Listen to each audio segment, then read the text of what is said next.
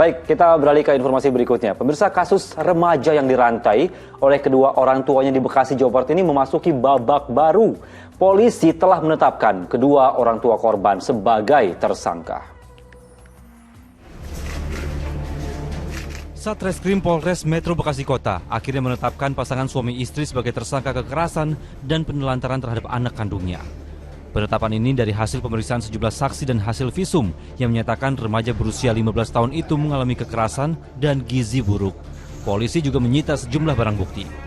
Dari hasil visum yang sudah ada, dijumpai ada tanda-tanda kekerasan serta gizi yang kurang baik, gizi buruk terhadap korban.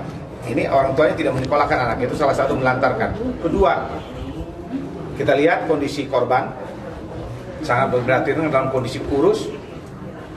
Ketika kita bawa ke Polres kemarin, kita amankan, lahap sekali makannya. Akibat perbuatannya, kedua orang tua korban dijerat pasal berlapis tentang perlindungan anak dengan ancaman kurungan 5 tahun penjara. Itu kakinya kenapa dirantai gitu? Coba itu kakinya kenapa dirantai itu? Sebelumnya viral di media sosial, video seorang remaja laki-laki berusia 15 tahun dalam kondisi kaki terikat rantai dan badan yang kurus kering. Anak itu ditemukan warga pada hari Selasa 19 Juli lalu. Korban lalu dibawa ke RSUD Kota Bekasi untuk dirawat sebelum nantinya dititipkan ke panti rehabilitasi milik Kemensos. Awang Darmawan melaporkan dari Bekasi, Jawa Barat. Astagfirullahaladzim. Baru saja sebelumnya kita melihat liputan tentang bagaimana anak remaja ini bisa berkreasi sebebas mungkin di Citayam Fashion Week, tapi di sisi lain di Bekasi ini ada anak remaja yang terbelenggu, pemirsa. Ini sungguh kita sesalkan kejadian ini di mana orang tua tega mengikat dengan rantai anak kandungnya sendiri. Ustaz, tidak hanya anak yang bisa durhaka kepada orang tuanya, tapi dalam kasus ini justru orang tua yang durhaka kepada anaknya. Bagaimana menurut Ustaz?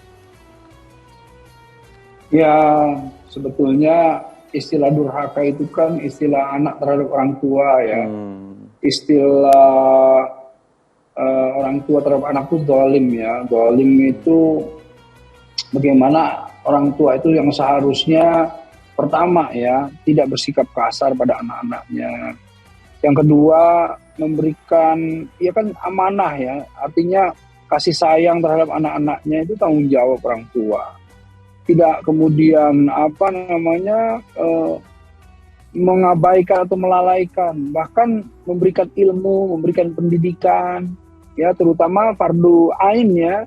Pendidikan agama, fardu kifayah gitu ya, ilmu untuk dia bisa mandiri, itu kan sebetulnya kewajiban orang tua ya, bagaimana memberikan nafkah gitu ya, kehidupan, penghidupan itu orang tua itu. Jadi kalau saya lihat, naudzubillah min dzalik ya, apapun yang kemudian menjadi alasannya, tidaklah kemudian berhak ya orang tua melakukan hal seperti itu kepada anaknya. Ini kezaliman yang nyata.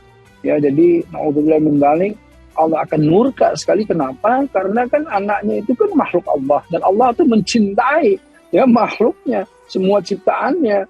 Jadi betapa azabnya yang seperti ini tidak ditunggu sampai di hari akhir kelak gitu ya. Di dunia pun azabnya akan kemudian ditampakkan. Naudzubillah min dzalik. Ya, Ustaz, apakah ada kisah-kisah serupa di zaman Nabi, dan lalu bagaimana cara Nabi atau mungkin para sahabat ini bisa mengobati korban dari rasa trauma yang begitu dalam ya, Ustaz?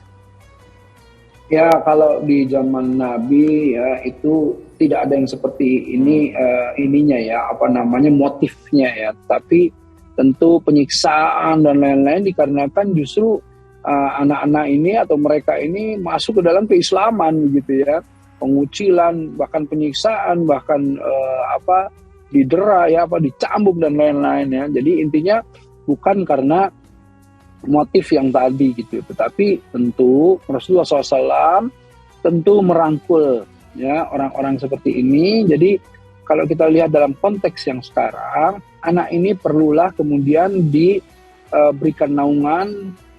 Secara psikis dia harus diberikan kenyamanan, keamanan, ketentraman agar supaya dia tidak menjadi trauma ya.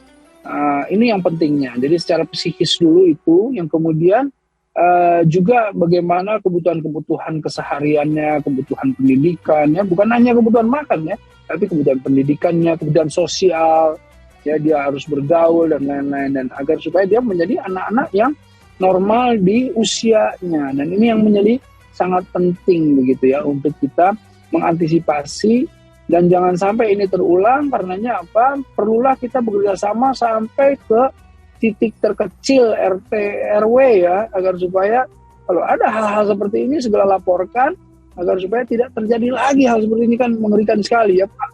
Orang dipasung itu sudah kisah lama itu ya, bahkan sudahlah menjadi sejarah yang kelam yang kemudian tidak ada lagi, tidak mesti ada lagi, bahkan orang sudah melupakan itu semua dari sejak kisahnya begitu.